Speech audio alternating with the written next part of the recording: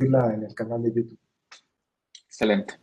Bien, les damos la bienvenida a esta sesión del seminario de investigación en ingeniería química. En esta ocasión tenemos como invitado al doctor Josué David Mota Morales, del Centro de Física Aplicada y Tecnología Avanzada de la Universidad Nacional Autónoma de México, que se encuentra en un campus en Juriquilla, ahí en Querétaro. El doctor Mota es egresado de Simvestab, Unidad Querétaro, donde obtuvo el título de doctor en ciencias en el 2012. Ha realizado estancias postdoctorales en Francia, en la Universidad de Le Mans, y en Estados Unidos, en Louisiana State University. Esta última bajo el auspicio de la Fundación Fulbright.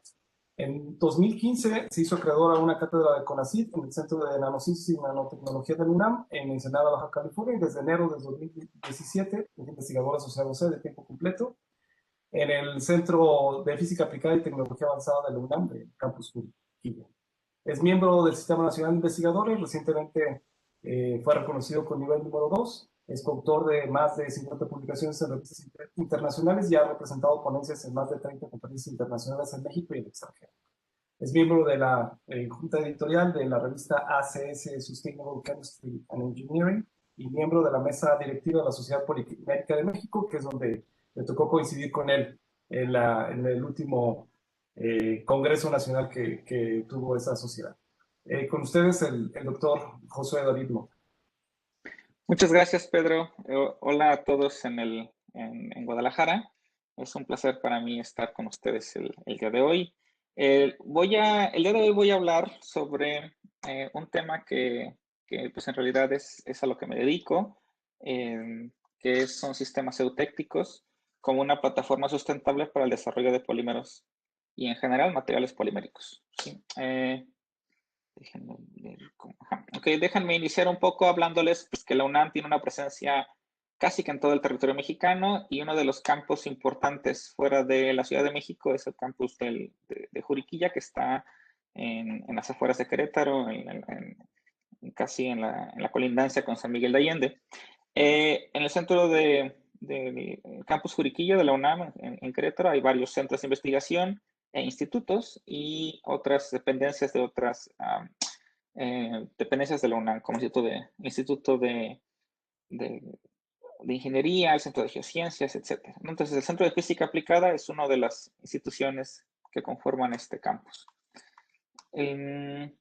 Para entrar un poco en materia, pues no necesito hablar mucho para convencerlos que tenemos un problema en cuanto a la producción de plásticos y en cuanto a la producción de polímeros en general en el mundo y pues todos estos son derivados de que nos esforzamos mucho por hacer materiales que resistieran y que persistieran, que lo logramos, ¿no? En todo el siglo pasado, pero no nos pusimos a pensar que íbamos a producirlos en tal cantidad que iba a representar un problema su degradación y su reciclaje y almacenaje, ¿no? Entonces, hay muchas cifras como estas que les presento ahora de la presencia de microplásticos y en general plásticos en el océano. Entonces, hay muchas métricas que se han hecho para ver el impacto, se han determinado la producción de plásticos por países, digamos, que son los principales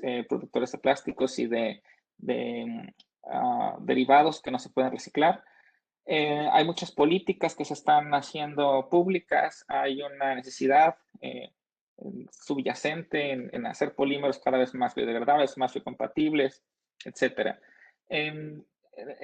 Ya en el caso específico del área donde yo me desempeño, tiene que ver con un aspecto de cómo abonar a estas problemáticas en el caso de la síntesis de polímeros. Y el punto de partida para hacer investigación con ese objetivo final, ¿no? de mejorar la sustentabilidad y incorporar conceptos de química verde en la síntesis de polímeros, es enfocándose en los disolventes. Los disolventes me parece que son un poco los muy olvidados en la química, ¿no? Uno de pronto supone que siempre ha habido disolventes y hasta hace poco tiempo su rol en controlar qué es lo que sucede en el seno de una reacción química se está tomando en cuenta, ¿no? Buscando sobre todo alternativas al agua y a los disolventes orgánicos volátiles. Algunos de ustedes, como son del área de ingeniería química, pues sabrán que hay algunos otros disolventes que pueden llegarse a usar manipulando, por ejemplo, sus propiedades termodinámicas, ¿no? O sea, si manejamos sus diagramas de fases con presión y temperatura, pues podríamos en general hacer que sustancias en estado gaseoso se vuelvan líquidas, etcétera, sólidas, se fundan para ser líquidas. Y bueno, en el caso de los polímeros, cerca del 80% de las sustancias químicas que se usan para su síntesis son disolventes orgánicos. Entonces, esto supone un campo muy fértil para hacer investigación e impactar en la sustentabilidad. En la cuestión de productos, pues, y de cuántos disolventes orgánicos volátiles se usan en la industria, digamos, mundial, pues tanto las pinturas como la manufactura de polímeros son de los que más usan disolventes, ¿no? Entonces, bueno, pues les comentaba, esta plática y en general mis líneas de investigación se enfocan en el uso de química verde y sustentabilidad para impactar en la síntesis o nuevas síntesis de polímeros o síntesis de nuevos polímeros. El tema de química verde se ha vuelto muy, digamos, de uso común, tanto así como las vacunas, ¿no? Que ahora todo el mundo habla de las vacunas, digamos, en un ambiente no científico. Y la sustentabilidad y la química verde va por ahí también, ¿no? O sea, se ha convertido, por ejemplo, en un estandarte de varias políticas y de incluso cuestiones gubernamentales y demás que caen fuera del ámbito científico. Pero a mí sí me gustaría apuntar y reafirmar que el uso de la química verde supone mucho más que solo un aspecto de un proceso, ¿sí? En general, el término de química verde lo acuñó este par de investigadores estadounidenses, el Paul Anastas y el doctor Warner, y entonces ellos proponen 12 principios. Entonces, en realidad, el acercarse a resolver un problema por la química verde debería partir desde diferentes ángulos, ¿no? No solamente cambiar un reactivo, hacerlo más biodegradable, hacerlo utilizando compuestos que vengan de la naturaleza, sino tiene que ver con muchísimas más cosas que simplemente cambiar un reactivo. En el caso de nosotros, nos enfocamos en dos cosas principalmente, que son la economía atómica. Ahorita no lo tengo definido en una perspectiva, pero lo voy a ir comentando a lo largo de la plática. Y el diseño de disolventes y auxiliares que sean benignos. Y ya un poco por ahí también abordamos la cuestión de las síntesis menos peligrosas y uso de materias primas renovables. Entonces, el principio de nuevos disolventes que se llaman eutécticos, pues sería la forma muy fácil de describirlo, ¿no? Partes de dos sólidos o de dos compuestos que tienen un punto de fusión muy alto y al mezclarlos en cierta proporción molar obtienes un líquido. Y es tal cual se escucha, ¿no? Tienes dos sólidos como la urea y el cloruro de colina. El cloruro de colina es una sal cuaternaria de amonio y la urea pues una sustancia que es súper común. Ajá. Y cuando los mezclas obtienes un líquido como el que se obtiene aquí. Estas son fotografías de lo que hago yo en mi laboratorio. El caso de estos se llaman Deputed Solvents en inglés. En español no habría una traducción correcta porque suena muy feo, disolventes eutécticos profundos, ¿no? Entonces yo creo que a mí me gusta usar disolventes eutécticos de una forma general. Fueron descritos por primera vez en el 2003 y el doctor Abbott en la Universidad de Leicester en Reino Unido tenía tiempo estudiando qué le pasaban a sales metálicas cuando se combinaban con sales orgánicas para producir sales fundidas o lo que se conoce como líquidos iónicos. Entonces él descubrió que no solamente había sales metálicas, sino había compuestos que no estaban cargados que cuando se combinaban con algunas sales cuaternarias de amonio formaban líquidos a temperatura ambiente partiendo de compuestos de alto punto de fusión. Entonces, para ustedes que estudian ingeniería o estudian química en general, el término eutéctico no les sonará nada desconocido. De hecho, pues cuando tú estudias cuestiones de ciencia de materiales y ves diagramas de fases, es común hablar de puntos eutécticos, peritécticos, eutectoides y demás, ¿no? Bueno, pues el eutéctico pues es algo muy conocido en la ciencia de materiales, les decía. En el caso de diagramas binarios, pues se sabe que cuando tienes un compuesto A y un compuesto B y lo empiezas a combinar, pues hay una composición en la cual hay una depresión del punto de fusión. Por arriba de este diagrama de fases todo es líquido, por abajo es sólido en esta línea, y en estas zonas de aquí pues tienes un componente en exceso más disuelto en la mezcla, ¿sí? Entonces, la parte del deep eutectic solvent, o la parte del eutéctico profundo, ¿no? Tiene que ver en cuáles son las características de esos compuestos que hacen que la depresión del punto de fusión sea hasta de 150 grados centígrados, ¿sí? Entonces, pues uno se le viene a la mente un poco lo que sucede con estados de agregación, ¿sí? En los sólidos tenemos componentes que están muy cerca unos de otros, en los líquidos las fuerzas de cohesión son menos y los componentes, moléculas o átomos se pueden mover, y en el caso del gas están muy alejados. Entonces es de hecho muy conocido el efecto de agregar sal, ¿no? al agua para bajar su punto de fusión y evitar que se forme nieve, por ejemplo, en países donde pues sufren de estos climas muy, muy severos, y como es el caso, por ejemplo, ahora de Texas, ¿no? Que están sufriendo con esto del cambio climático. Bueno, la explicación, digamos, muy simplista de qué sucede, bueno, pues tienes un componente extra dentro de la estructura de otro que evita que estas moléculas puedan acomodarse en estructuras cristalinas muy estables, y entonces pues se generan estos fluidos, ¿no? O sea, las fuerzas de cohesión disminuyen y entonces la energía del látiz, de la red, pues no es suficiente para mantenerla en estado sólido. Ya específicamente hablando del cloruro de colina y de la urea, tenemos este diagrama de fases, ¿no? Entonces ustedes pueden ver que el punto de fusión de la urea sola es 133 grados centígrados, o sea, se requieren 133 grados centígrados para fundir la urea, y se requieren 302 grados centígrados para fundir al cloruro de colina. Pero ustedes pueden observar en este diagrama de fases que mientras ustedes empiezan a mezclar estos dos componentes y lleguen a una proporción aproximada de 2 moles de urea con 1 de cloruro de colina, el punto de fusión de la mezcla es de 12 grados centígrados. ¿Qué significa? Que para fundir esa mezcla necesitarías calentar solo a 12 grados centígrados. Por lo tanto, si ustedes están a temperatura ambiente, pues tienen un líquido. Y este comportamiento, pues no solo es exclusivo de la urea, sino bueno, ahora vamos a ver más adelante que hay una cantidad muy, muy grande de compuestos que presentan este tipo de comportamiento. De los más interesantes, pues son compuestos como el ácido oxálico, el ácido malónico y el ácido succínico.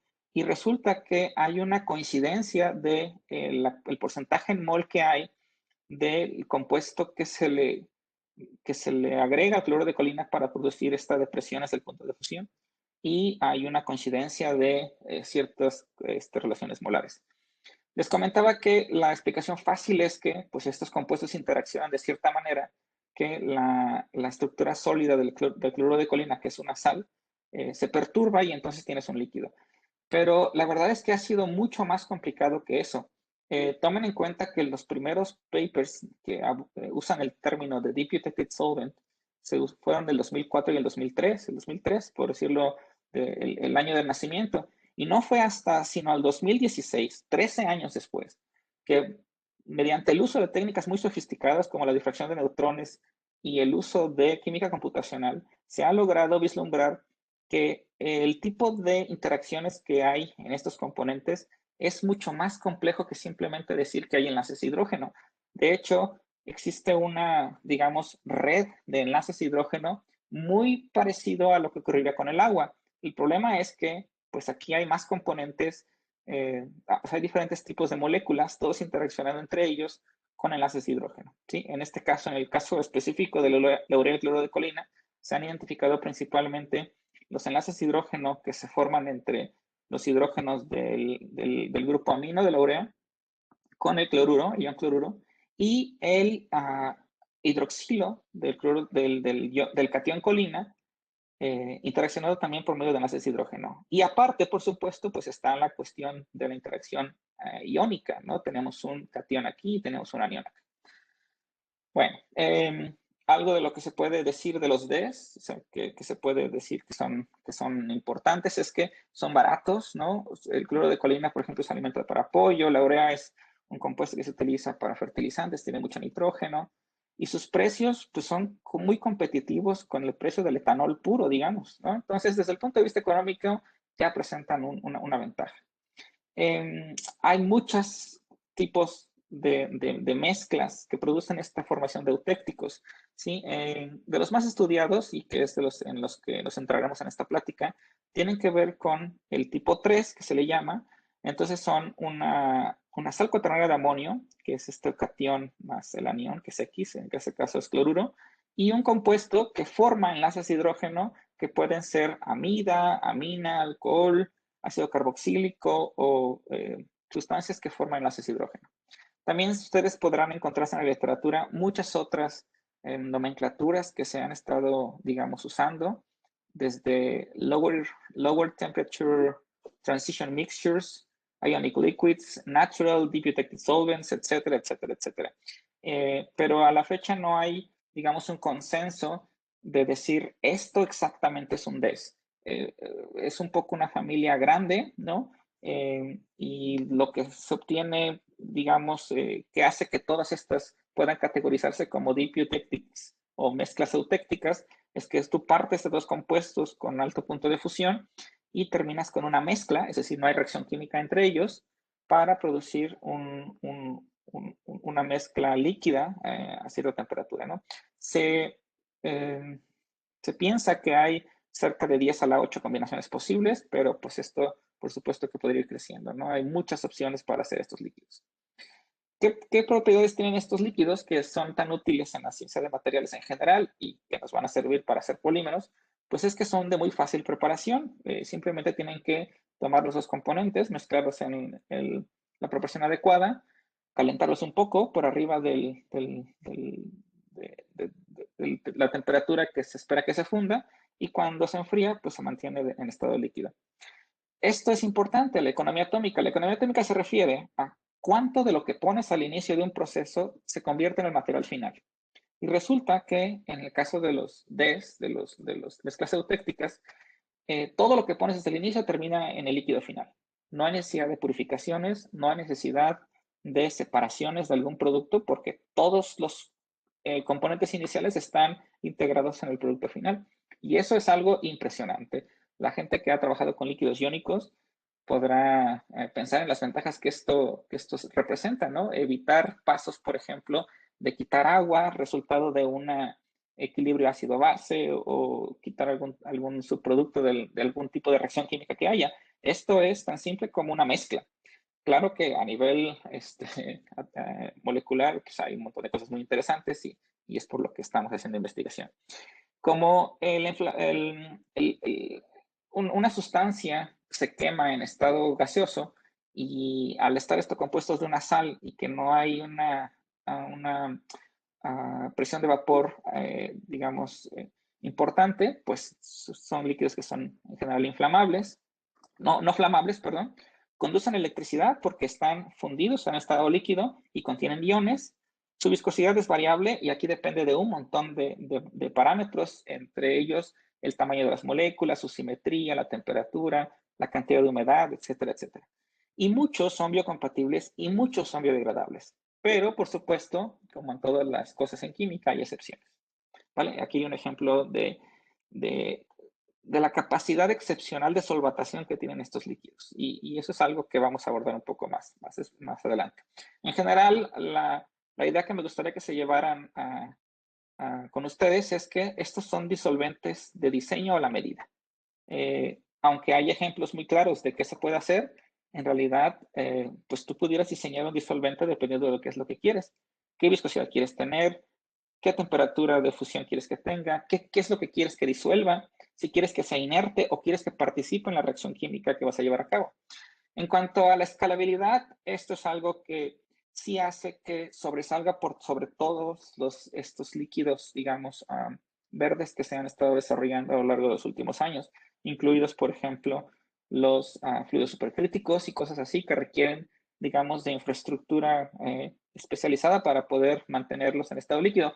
Estos se pueden utilizar, les digo, componentes que ya se usan de grado alimenticio, o si quieren algo de muy alta pureza, pues de grado analítico, y se pueden hacer cosas del grado de toneladas, ¿no?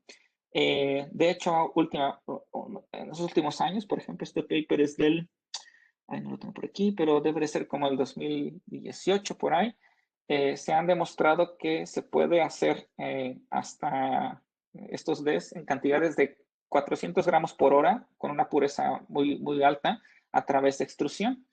Y no solamente prepararlo, sino procesar cosas que son muy difíciles de hacer con disolventes tradicionales o con agua necesitan ácidos o bases muy fuertes. Aquí se puede hacer todo en uno. Por ejemplo, esta es una investigación donde procesan material lignocelulósico al tiempo que se va haciendo el DES en un extrusor, ¿no? Entonces, hay ejemplos muy, muy buenos de qué tan aplicable y cómo de escalables son estos procesos.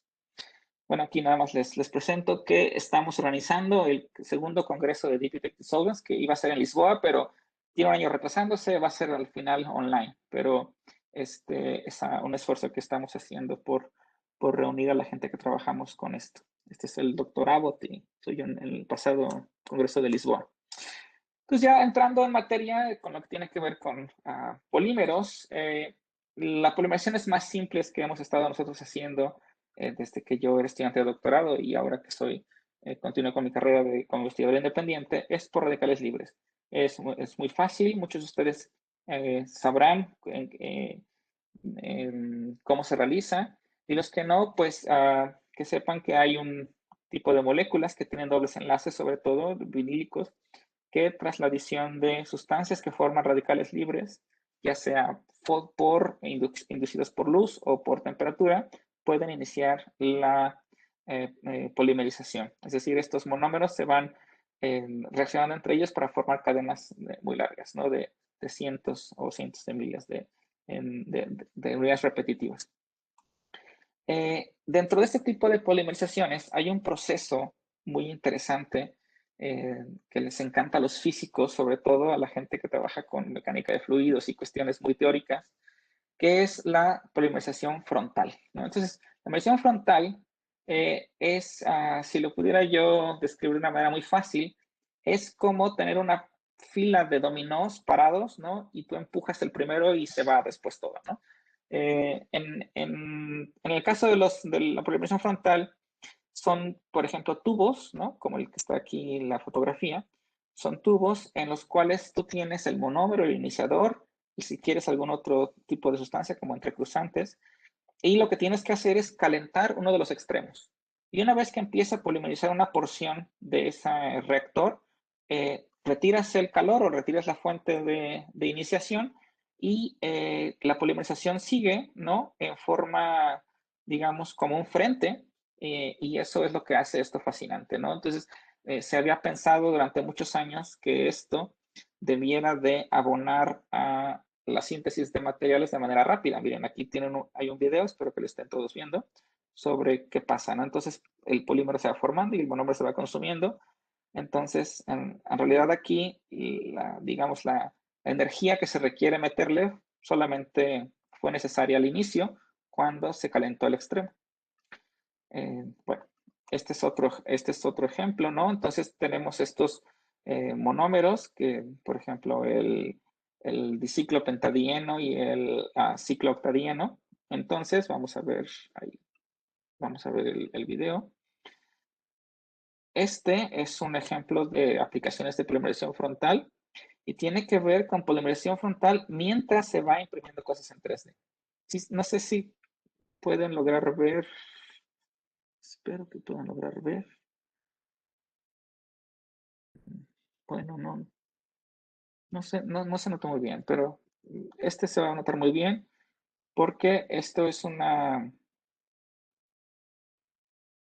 polimerización. Entonces se inicia en los extremos de una placa y una vez que se retira la fuente de calor, la polimerización empieza a ir, digamos, por sí misma, ¿no? Autosustentable, de manera autosustentable. Entonces esto es la polimerización frontal. ¿Qué tiene que ver la polimerización frontal con estos Deep Detected Solvents? Bueno, pues fue, de hecho, el inicio de mi incursión en este tipo de áreas. Se había demostrado que mediante reacciones ácido-base era posible hacer líquidos iónicos que tuvieran uno de sus componentes monómeros, en este caso acrilato, y si ven, pues este oxígeno de aquí está desprotonado, y el contraión de este anión sería este catión, ¿no? Que es una sal cuaternaria de amonio, que tiene pues aquí estos grupos alquilo.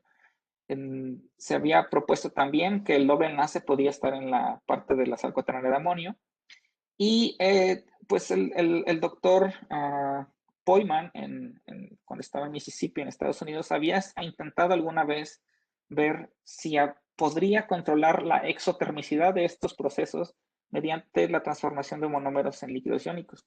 Lo logró un poco añadiendo, por ejemplo, sílica, poniendo un montón de entrecruzante, pero pues lo que acababa era con tubos que tan pronto los empezaba a calentar en un extremo explotaban, ¿no? Bueno, no siempre, pero había un riesgo de que explotaban, ¿no? Y de hecho a mí me pasó algún par de veces tratando de optimizar los procesos. Cuando yo empecé mi doctorado entonces, descubrí que era posible hacer un poco lo que había hecho el doctor Poyman, pero sin necesidad de hacer reacciones ácido-base, es decir, simplemente mezclando. Sí, y yo partía de el concepto de que para formar un líquido eutéctico no necesitas que haya reacciones químicas, simplemente necesitas que los componentes interaccionen de manera íntima mediante enlaces de hidrógeno. Y mi razonamiento fue que si la urea y el ácido oxálico tenían estos grupos funcionales como ácidos carboxílicos, entonces, pues el ácido acrílico también, ¿no? O sea, si la parte que interaccionaba con el cloruro de colina para formar un DES era esta, pues dejaba libre el doble enlace para polimerizar. Y es algo que logramos hacer cuando yo estudié el doctorado y estaba en una estancia de investigación en España, el grupo de Paco del Monte. Y luego, bueno, pues ya fue un descubrimiento muy, muy bueno porque el disolvente, o sea, estos deep detected solvents, ya no eran solamente disolventes, sino uno de sus componentes podría reaccionar para formar un producto final. Ajá, este concepto después el doctor David Meserreyes en el País Vasco lo extendió a incluir el doble enlace ya no digamos, en la sustancia que forma enlaces de hidrógeno, sino en la sal misma, ¿no? Y demostró que pues también se obtenían este tipo de sistemas eutécticos donde uno de los componentes, ya fuera la sal cuaternaria de amonio o la sustancia que forma enlaces de hidrógeno, contenía un monómero que era después estaba disponible para polimerizar. Esto es lo que yo acabé haciendo. Entonces, desarrollamos diferentes mezclas eutécticas y nos quedamos con aquellas que demostraban la mejor viscosidad, porque una de las variables importantes en la frontal polymerization, en la polimerización frontal, es que la mezcla de monómeros tiene que ser lo suficientemente viscosa para evitar que haya movimientos de convección mientras el frente de reacción va caminando en el reactor y va produciendo el polímero.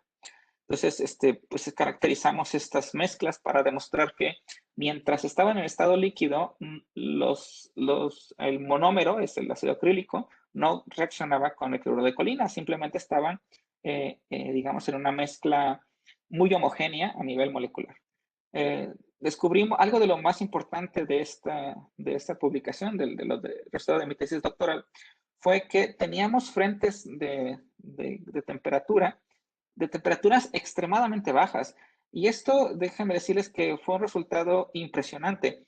Si ustedes ponían termopares en la polimerisción frontal, digamos, normal de ácido acrílico, de acrilamida, o sea, las temperaturas se disparaban en picos de 300 grados centígrados, 250 grados centígrados.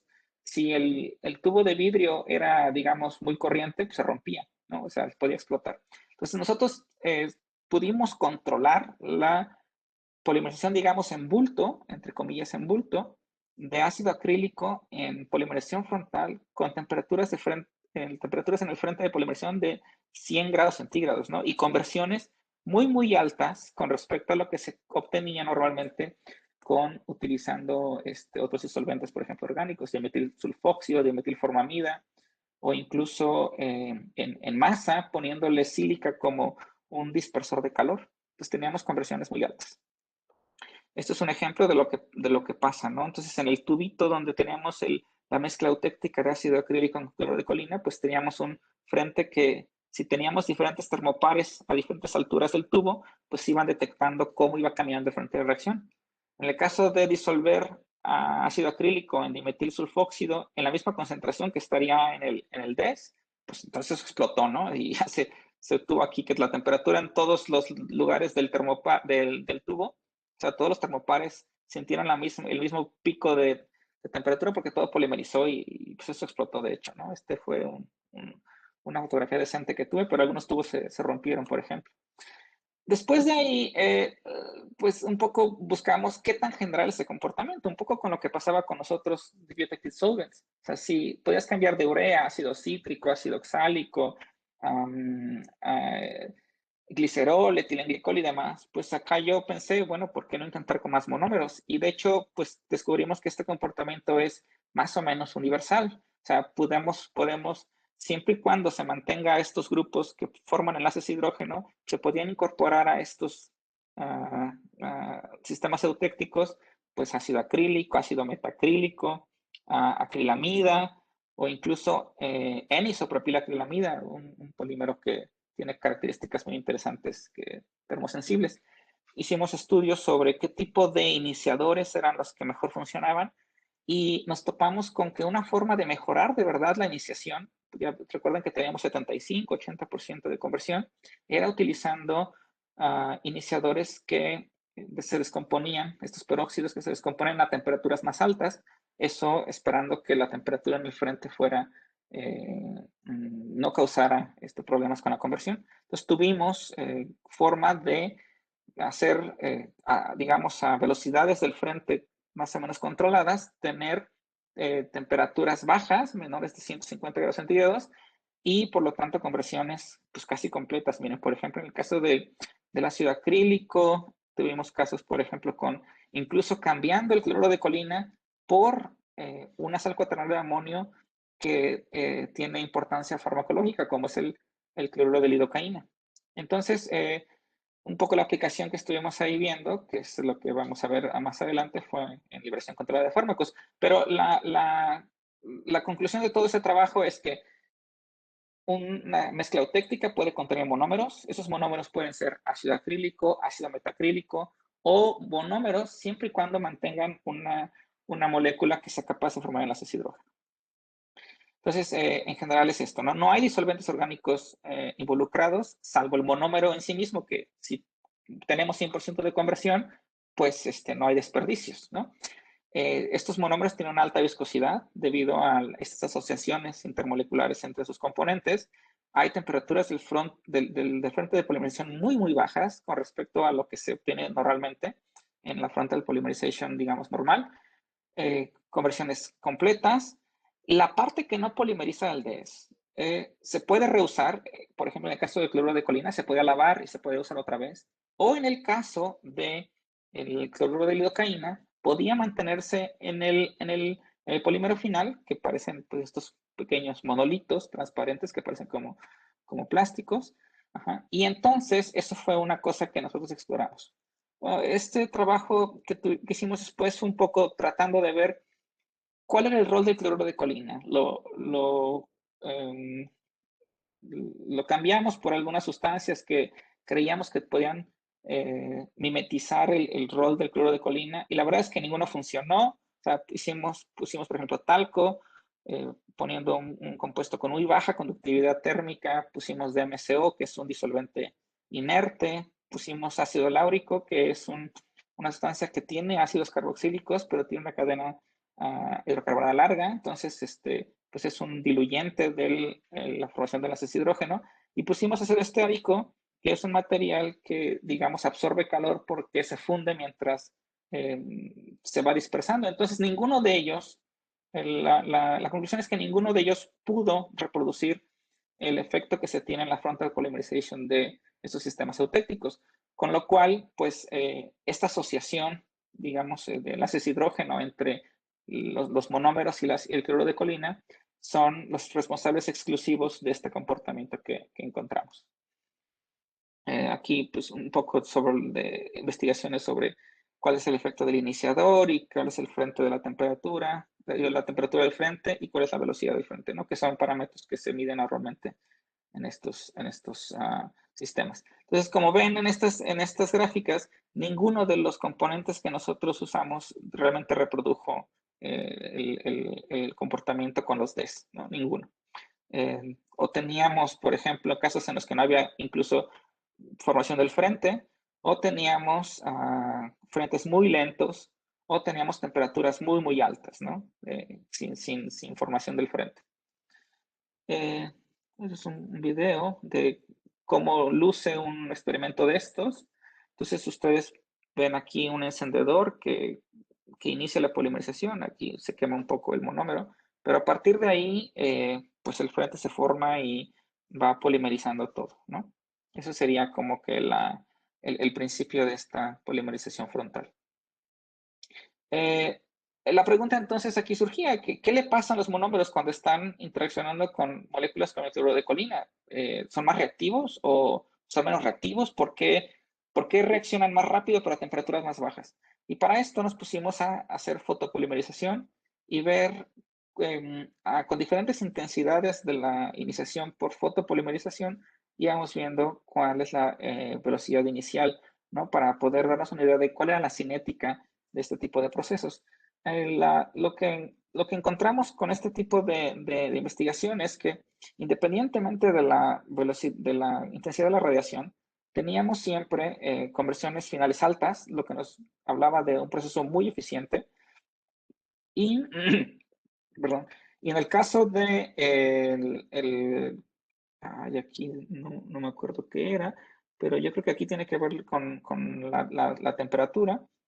Lo que observamos es que, perdón, la conversión, que cuando utilizamos el monómero sin cloruro de colina, las conversiones eran muy, muy bajas, ¿no? Entonces, sí hay una contribución de cloruro de colina, aumentando la reactividad de los monómeros, pero evitando que reaccionen de manera muy exotérmica. Las aplicaciones que demostramos en ese entonces para este tipo de sistemas fue, como les comentaba, mantener el cloruro de lidocaína en el material final y luego, pues mientras estos ácidos carboxílicos, el poliácido carboxílico se hinchaba en un buffer, por ejemplo, pues iba soltando el cloruro de lidocaína.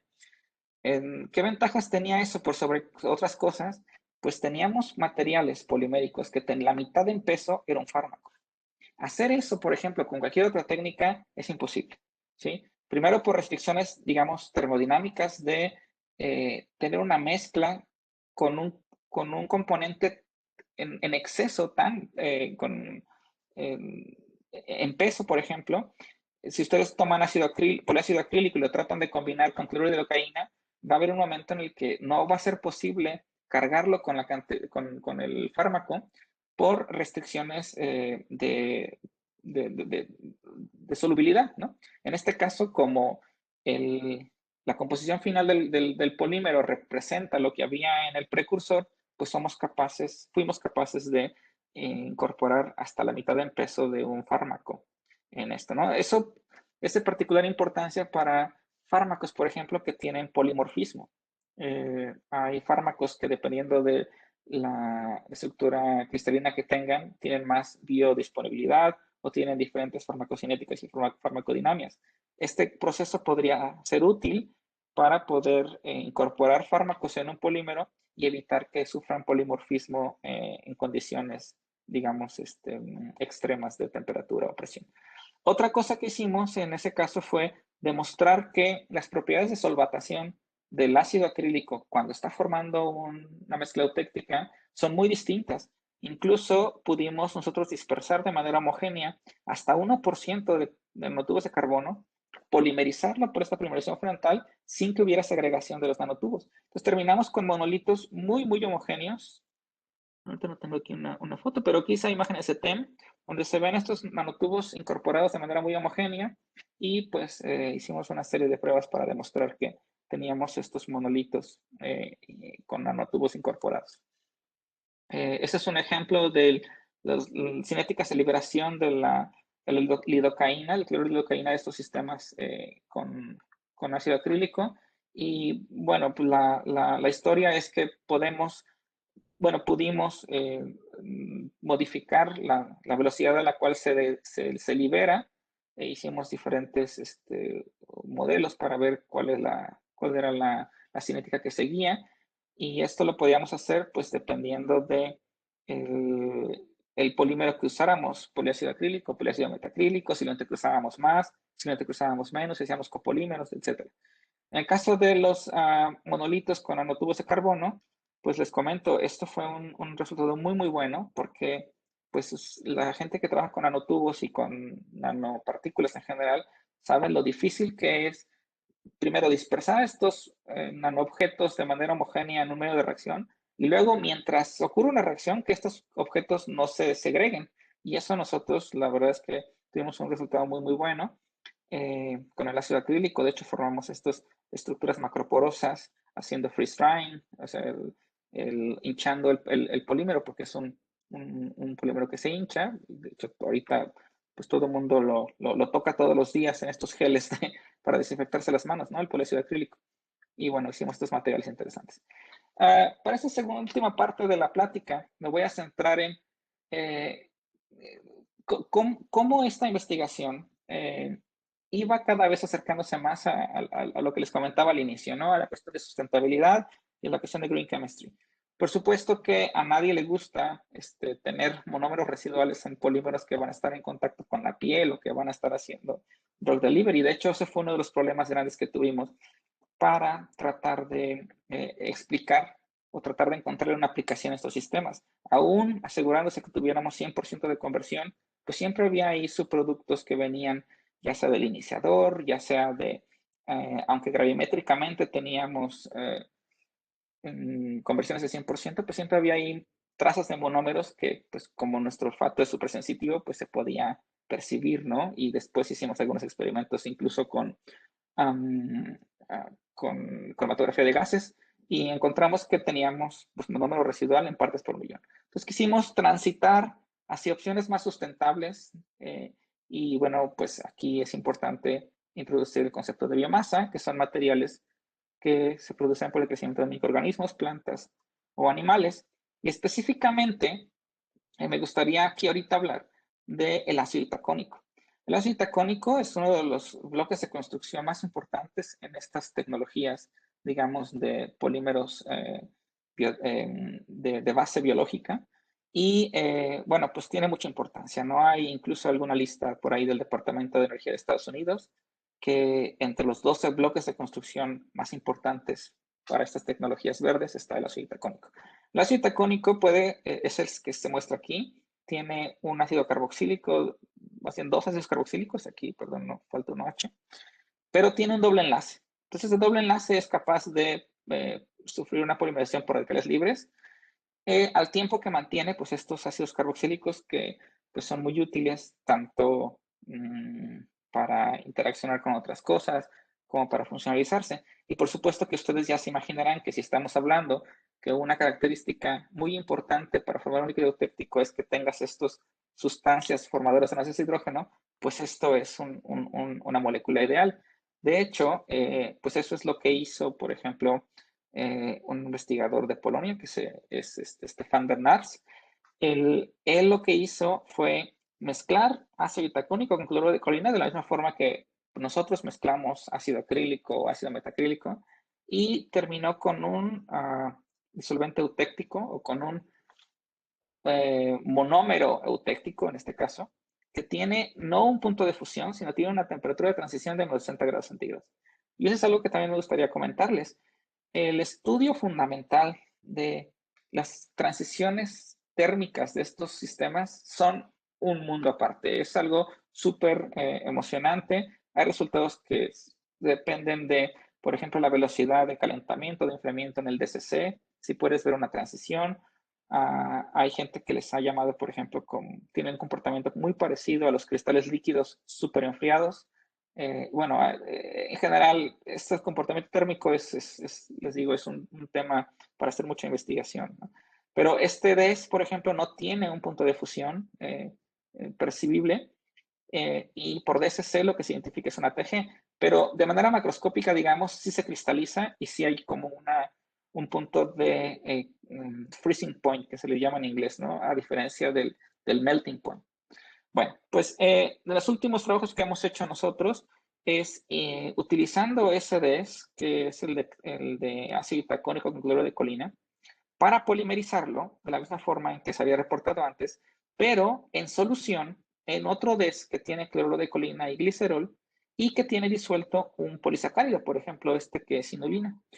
Y lo importante de esta contribución es que, primero, pudimos disolver una muy alta cantidad de este polisacárido en un medio no acuoso, lo cual es un resultado muy bueno. Pudimos disolver hasta 14% en peso, cuando la solubilidad en agua es de menos del 1%. Entonces es un resultado muy bueno, solamente este.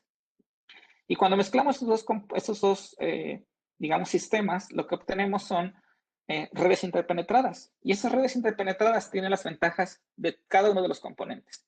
Tienen la ventaja de ser un poliacrilato, ¿no? Entonces tener una PG variable, es decir, podemos hacer un polímero flexible. Tiene una alta concentración de iones ahí. Ajá. Tiene también un polisacárido que puede ayudar, por ejemplo, a mantener todo unido por enlaces de hidrógeno. Y la parte, digamos, importante es que si tú le lavas todas las sales, perdón, acabas con un polímero que es biocompatible, ¿no? De hecho, hicimos pruebas de biocompatibilidad y también demostramos que su comportamiento cuando se hincha, por ejemplo, pues es el típico de un poliacrilato. Pero lo más importante de esos materiales es que tienen una gran cantidad de iones ahí. Y son iones que están en un medio no acuoso y que son, no son flamables porque no hay, la presión de vapor es muy baja y encima son elásticos. Entonces, esto abre todas las puertas para hacer cosas, digamos, electrónica flexible, ¿no? O sea, todo lo que tiene que ver con dispositivos flexibles que conduzcan electricidad y que se pueden incorporar a un montón de tecnologías de, por ejemplo, wearable devices o stretchable devices o cuestiones como para censar movimiento y demás, ¿no? De hecho, este es, por ejemplo, una investigación en la cual ustedes pueden ver cómo esto no es de nosotros, pero es un poco lo que se puede hacer con esos materiales. Materiales que son deformables y que su deformación mecánica produzca cambios en conductividad.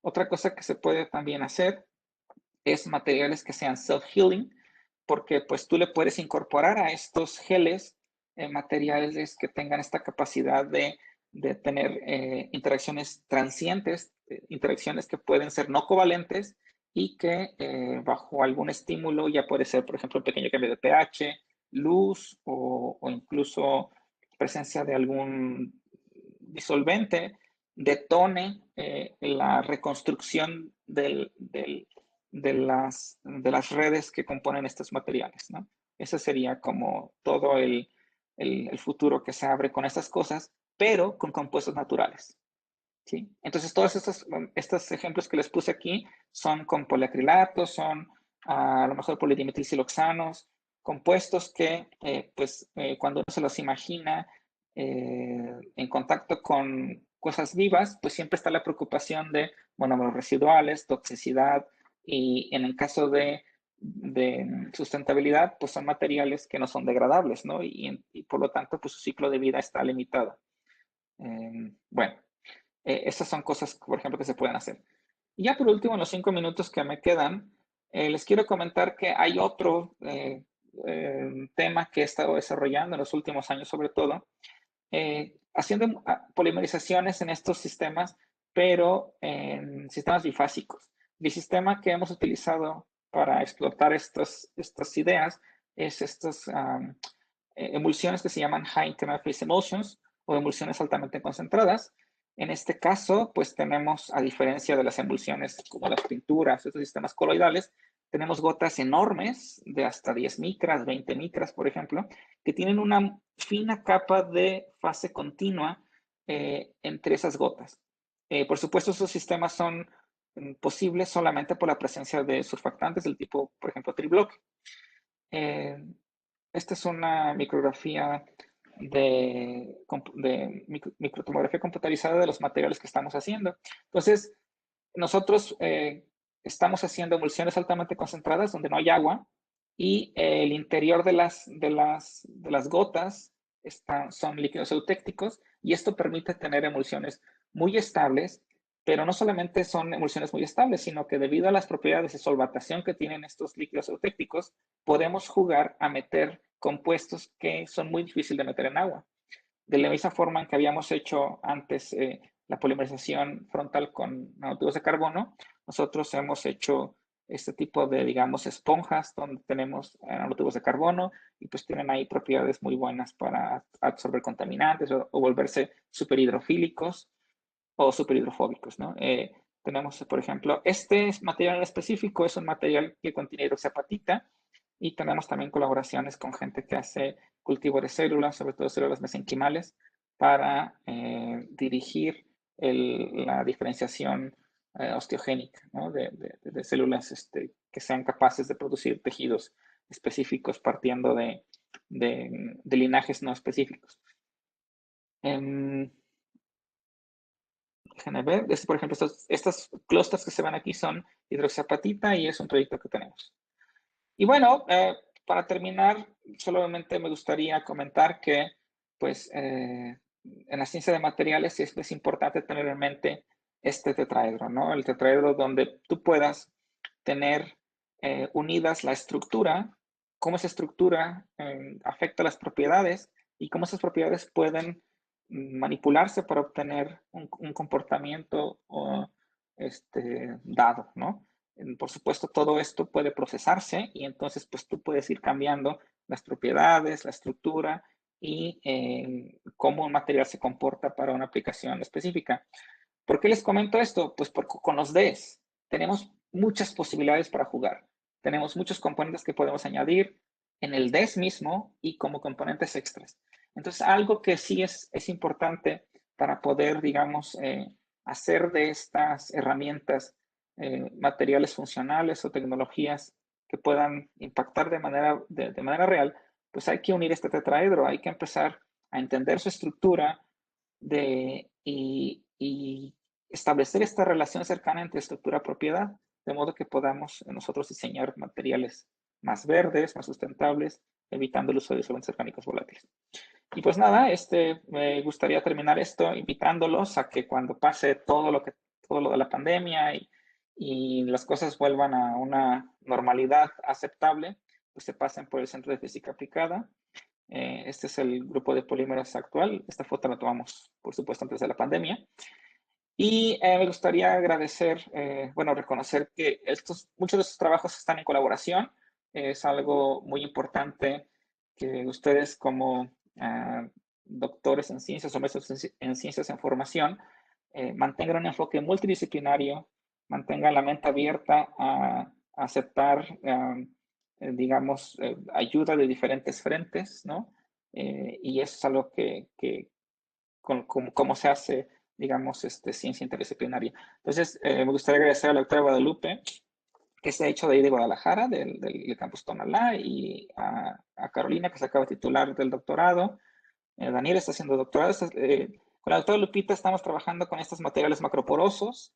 La doctora Betsabe en Michoacán y Alejandra, que está a punto de titularse de doctorado, y Luis Humberto, que estamos trabajando con cuestiones de biopolímeros y cuestiones de también morfologías tridimensionales. La doctora Carla en Ensenada, ella nos ayuda con cuestiones de ingeniería de tejidos y de cultivo de células. Areli se tituló con este trabajo de la microtomografía que les mostré. La doctora Cristina Velasquillo está en el Instituto Nacional de Rehabilitación de la Secretaría de Salud y ella nos ayuda con células de pacientes y con proyectos que tienen que ver con impacto, digamos, en ingeniería de tejidos y ciencias biomédicas. Y luego, bueno, vienen colaboradores que nos han estado ayudando a interpretar muchos del comportamiento peculiar, extraño de estas mezclas, con muchas técnicas. Por ejemplo, el doctor Richa en Guanajuato nos ha ayudado con resonancia magnética nuclear, lo mismo que el doctor Torres. El doctor Armando del CUSEI nos ha estado ayudando hemos estado colaborando con interpretar cómo se comportan estas emulsiones y, bueno, pues mis colaboradores internacionales. Aquí me gustaría invitarlos, recordarles que hay esta nueva modalidad de hacer conferencias con Twitter y, bueno, pues los invito, ¿no? Que exploren estas posibilidades. Son cosas que que probablemente les van a gustar mucho. Y bueno, pues finalmente agradecerles a ustedes por su atención. Muchas gracias, doctor Mota. Voy a darle lectura. Primero le había mandado saludar al doctor Armando Soltero, que está presente aquí en la sala, Sí. muy al inicio de la presentación. Voy a dar lectura a las preguntas que están llegando a la sección del chat. Pueden hacerlas llegar en este momento también para que se las comuniquemos al doctor Mota. Muchas gracias por su presentación. Me surge la inquietud con relación al efecto que puede generar esta metodología de síntesis sobre la estructura y propiedades finales del polímero. ¿Qué valores de peso molecular se alcanzan con esta ruta de síntesis? Esa es una pregunta excelente. Fíjate que el tema el título de la tesis dice polímeros y materiales poliméricos. En el caso de materiales poliméricos, te interesa entrecruzar todo, ¿no? Terminar con un material, digamos, que no se disuelva y entonces, pues acabas con una molécula del tamaño del monolito que generas. Cuando se hace, digamos, alguien alguna vez me preguntó en un congreso en Cancún ¿cómo se llama? Del International Materials Research Conference, me preguntó que si era posible hacer polimerización radicálica controlada. Y yo le comenté, no sé si va a haber sido por el 2017, por ahí. Y yo les comenté que a mí se me imaginaba muy difícil porque necesitabas pues tener un complejo de transición ahí, la viscosidad era alta, no sé cuánto. Y para mi sorpresa, el siguiente año, unos investigadores de Portugal publicaron una polimerización radicálica controlada en un DES, ¿no? Y claro, ahí hay ciertas sutilezas y demás, pero la moraleja de esta anécdota que les cuento es que es un mundo de posibilidades. La verdad es que uno tiende cuando conoces un sistema, pues tiendes a imaginar todo lo que pasa con ese sistema. Pero cuando las posibilidades son enormes, como estas de incorporarle moléculas que van cambiando la viscosidad, van cambiando todo esto, las condiciones son realmente muy, muy grandes. ¿Qué procesos moleculares tienen comparables con lo que obtienes en tolueno, en Jeffrey y demás? O sea, no sé, en el rango de millones por 10 a la 6, por 10 a la 10, ¿no? O sea, puedes tener polímeros de muy, muy alto peso molecular o polímeros de muy bajo peso molecular. La belleza de estos disolventes es que pues, tú pudieras diseñar el disolvente a la medida para que limite, por ejemplo, el crecimiento de las cadenas por viscosidad, por efecto gel, o incluso tener un sistema que vaya precipitando el polímero fuera del sistema y permitiendo que pues polimerice en continuo, por ejemplo. No sé, hay muchas posibilidades. Algo que no les conté yo ahorita es que otro proyecto que tengo de Ring Opening Polymerization, polimerización por apertura de anillo, pero lo dejé un poco fuera porque en el caso de esas polimerizaciones no hay sales. El líquido eutéctico se forma entre dos monómeros que no tienen carga, por ejemplo, la L-lactida y la caprolactona. Muy bien. Bien, Doc, lo escuchamos. El doctor Jorge quiere. Sí, diga. ¿Puedo hacer un par de comentarios y preguntas? ¿Una pregunta? Sí, claro que sí. Claro, que sí. Claro, Jorge. Felicidades, me da muchísimo gusto, Josué, que ya seas nivel 2, que ya estés en México. Gracias, Jorge, gracias. Nuevamente, pues la publicación que tenemos ahí ya tiene algunas citas, ha sido un éxito. Nada más quiero comentar dos aclaraciones. Es inflamable, en español es inflamable, flamable no es correcto. Eso lo dice el diccionario de dudas de la Academia Española. Gracias, Jorge. No es censar, es detectar en español. En inglés sí, en español no existe la palabra censar, más que con C de censo. Es cierto. Bueno, la pregunta que te quiero hacer, ¿es posible llevar este proceso a un reactor tanque agitado por cuestiones de producción, de economía, de costo? No sé. Fíjate, Jorge, que el problema de ahí es la viscosidad. Y si quieres darle la viscosidad, hay dos. Poniéndole un cosolvente para disminuir los enlaces de hidrógeno y hacerlo esto menos viscoso, ¿no? Aquí la cuestión es qué cosolventes usas. Para cuestiones estas de acrilatos y demás, pues el agua siempre es una solución, ¿no? Pero si tienes una cosa así sensible al agua, pues yo creo que ya se volvería a ponerle dimetilsulfóxido, dimetilformamida o cosas de estas. La otra opción sería calentarlo, pero ahí ya un poco la cuestión de ahorro, pues no sé, ¿no? Digamos, habría que hacer un análisis costo-beneficio, ¿no? ¿Cuánto te ahorras de disolventes orgánicos, pero cuánto te cuesta en temperatura mantener eso caliente para que no cristalice? Vamos, estoy en una conferencia. Ay, disculpa. No, síguele. No, sí, entonces te decía, está bajar viscosidad con un cosolvente o subir la temperatura con más calor, ¿no? Más energía. Pero no se ha explorado todavía. No se ha explorado, no. Yo creo que de la gente que hace polímeros, Jorge, hay muy poca gente haciendo polímeros, digamos, en solución. La mayoría está centrada en tomar ventaja de estas capacidades de solvatación para incorporar polímeros, digo, objetos o biopolímeros o fibras y demás en materiales poliméricos finales, ¿no? Como por ejemplo cosas, no sé, smart materials, o sea, cosas así, ¿no? No se está trabajando con commodities, por ejemplo. Okay. No, haz un favor. Hablaste de sistemas de liberación controlada de un fármaco. Así es. ¿Ya se publicó? Sí, pero ¿perdón? ¿Me lo puedes enviar el trabajo del artículo? Claro, te lo envío. El problema fundamental ahí, Jorge, de hecho tuvimos muchos problemas para publicarlo, porque las críticas eran muy fuertes contra, pues, ¿por qué hacemos un polímero donde el fármaco estaba in situ en la mezcla de reacción? Y pues, no sé, decían ahí que había ácido acrílico que estaba ahí en trazas y demás. Y les decíamos, bueno, es un proof of concept, ¿no? O sea, la prueba de concepto. Todavía no estamos haciendo un polímero que vamos a poner en un blister y vender. Al final quedó una revista buena y de hecho fue la portada de la revista. Pues mándamelo, ¿no? Por favor. Sí. Claro. Saludos y me da feliz. Saludos. Estoy yendo muy bien, ¿eh? Gracias, Jorge. Saludos.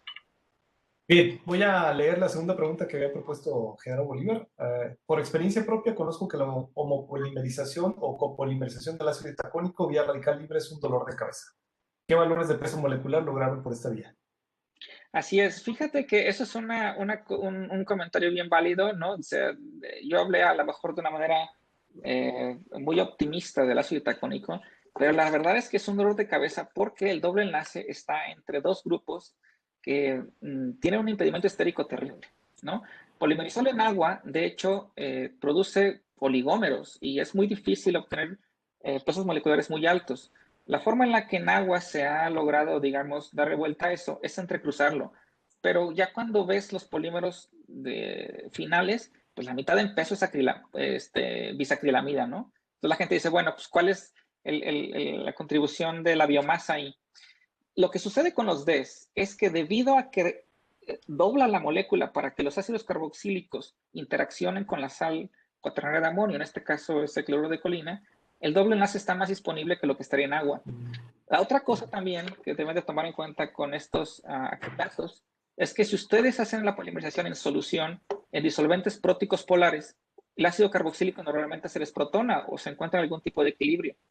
En el caso de los DES, no hay desprotonación. O sea, nosotros hemos seguido, por ejemplo, qué le pasa al grupo carbonilo mientras polimeriza y nunca hay desprotonación, nunca hay formación de carboxilatos.